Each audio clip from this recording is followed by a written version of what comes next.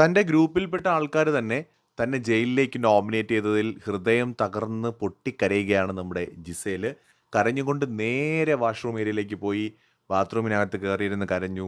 പുറകിലെ നമ്മുടെ ആര്യം പോയി, ആര്യം വിളിച്ച് ആശ്വസിപ്പിച്ച് വെളിയിലിറക്കിക്കൊണ്ട് പുറത്തിരുത്തിയപ്പോൾ അക്ബർ അവിടേക്ക് വന്നു. എനിക്ക് നീ ചെയ്തതാണ് ഒട്ടും ഇഷ്ടപ്പെടാത്തത്, നീ എൻ്റെ പേരെടുത്തത് ശരിയായില്ല അക്ബർ, നീ എന്നാലും എന്നെ പറഞ്ഞല്ലോ, നീ ആദ്യം എൻ്റെ പേര് പറഞ്ഞു, ലക്ഷ്മിയുടെ പേരെടുക്കുന്നതിന് മുമ്പ് നീ എൻ്റെ പേര് പറഞ്ഞു, അതിൻ്റെ അർത്ഥം ലക്ഷ്മിയെക്കാളും വലിയ തെറ്റ് ഞാൻ ചെയ്തു എന്നല്ലേ അക്ബർ, എന്നാലും നീ എൻ്റെ പേര് പറഞ്ഞല്ലോ എന്ന് പറഞ്ഞ് ഭയങ്കര കരച്ചിലാണ്.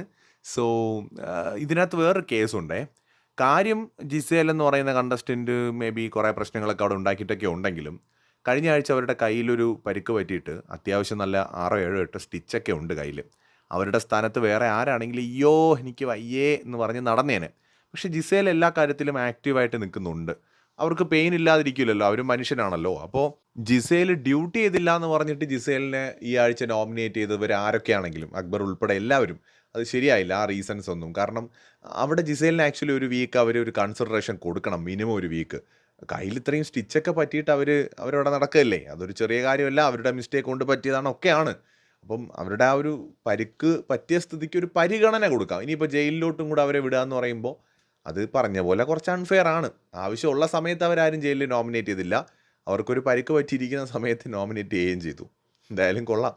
കൂടുതൽ അപ്ഡേറ്റ്സുമായി വീണ്ടും വരാം.